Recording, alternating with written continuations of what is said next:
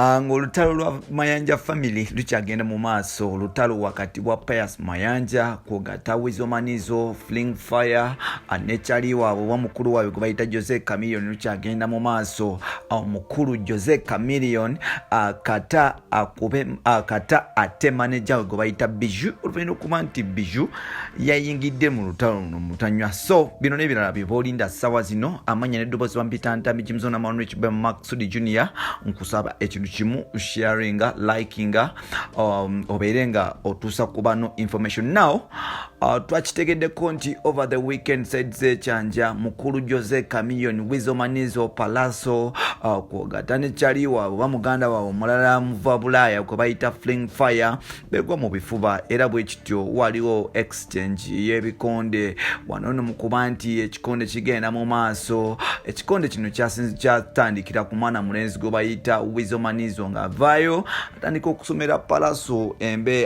okusomera Palaso ebigambo ebikankana n'okutandika okumuyisaamu amaaso n'okumulangira nga bw'atalina ssente n'okuba nti ali awo just fala owa sita atalina kyabagamba. Weasel mu biseera ebyo, Weasel mukadde ako yali so high nga takwatibwa ku mukono abanga tewali muntu asobola kumusitopinga kukola kyonna kye yali ayagala by that time. So n'olwekyo manager wa Jose Chameleone gwe bayita Bijou Fortnite yavaayo n'okuba nti yavaayo n'aba nti ayingira mu nsonga zino kuba like baaliwe waneeno ekyanja nga bayingira ennyumba. So n'olwekyo Bijou mukuba nti akakanya mwana mulenzi gwe bayita Ddagala Sseguyoba Weasel Manizo wano nno kyanyiza gwe bayita Jose Chameleone oba Joseph Mayanja eyali ku saidi ya Weasel era yali akumamu Weasel omulimu okuba nti akuba Palaso ecupa n'okuba nti atuusa ku Palaso obulabe.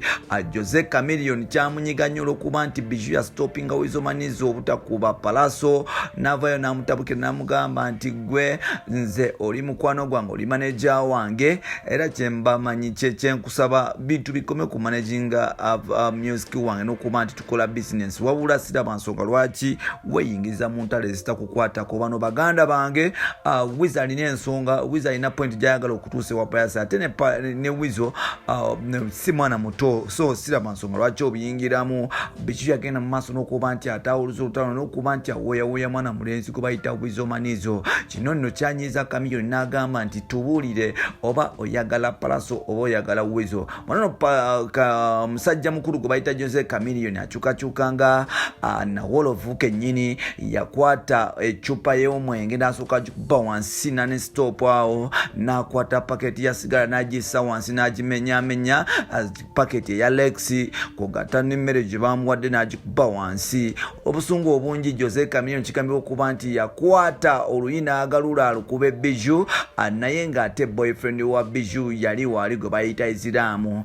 Kigambibwa okuba mbu Iziramu yakola ki, yagwa mu luyo olwo n'aba nti ataasa, naye ng'ate information gye twafunye endala kigambibwa okuba nti Jose Chameleone yakuba omukyalo ono bubi nnyo n'aba nti yamuteeka yakuba omukyalo ono bubi nnyo n'aba nti amuleka awatali kkubiro. Bijou mu kukaaba okw'ekitalo yalajjana n'agamba nti Joseph Mayanja nsonyiwa, sikyaddamu kuba nti nyingira mu ntalo z'abaganda bo, sikyaddamu kuba nti nkujemera because waŋŋambye dda sitaasa, naye ate munnange muli bagenyi bange. Ono nno Palaso Chali wange kuva dda, Palaso y'omu ku Bachali abasooka okumbeerawo mu neeti zange nga Machacho setandisa waliko Sky every Tuesday. So siraba nsonga lwaki Weasel Manizo avaire na Bachali wange, ate mwenna muli Bachali bange. Goli muyimbi wange, Weasel Chali wange, muleke Palaso yagalemu naye because nze yayise Palaso saategedde nti bino bijja kubeera bwe biti, naye ng'ate Jose Chameleone yagenda mu maaso kuba nti atabuka ng'agamba nti Palaso Yuda,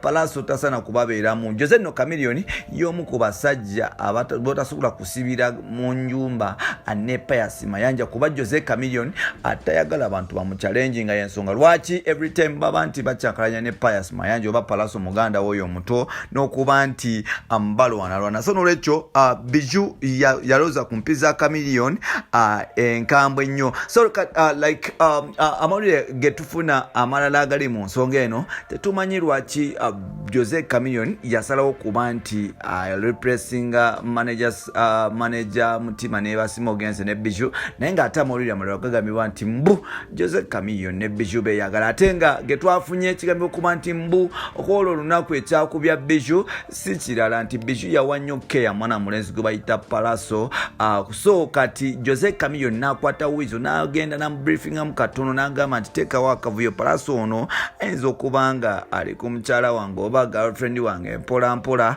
ate nga nze saagala bintu ebyo ate ffenna tukimanyi nti Palaso y'omu ku bavubuka abakyasinza okubeera abalungi n'okuba nti muvubuka mukakkamu wampisa so n'olwekyo kiba kyanguyira nnyo abawala like omuntu obanga ogenda kukolagana ne Mayanja family omuntu omwangu okukolagana naye ffenna tukimanyi oba nammwe ali akimanyi nti wizo mwangu naye si mwangu nnyo Chameleone mwangu naye si mwangu nnyo so n'olwekyo Palaso ayanguyira abantu nti Palaso alina omutima omumenyefu ate omugonvu so n'olwekyo kiba kyanguyira nnyo abantu okuba nti bakwatagana naye ate mu especially kituuka ku bakyala kiyitira because alina keya yanjawula so n'olwekyo Bijou yamaliriza nga aziguddemu eza Chameleone nga bamukubyekubye era kati we togerera anyiga biwundu n'amannyo kirabika yasigaza 3 bino n'ebirala nno bye boolinda mu episode zaffe ziddako nsekadde ntambi Gibson n'amano n'ekibaye Maxod Junior oli wadde mukuba nti onfollowinga ku TikTok Jimzo 16 netuba nga tukwatagana mpola mpola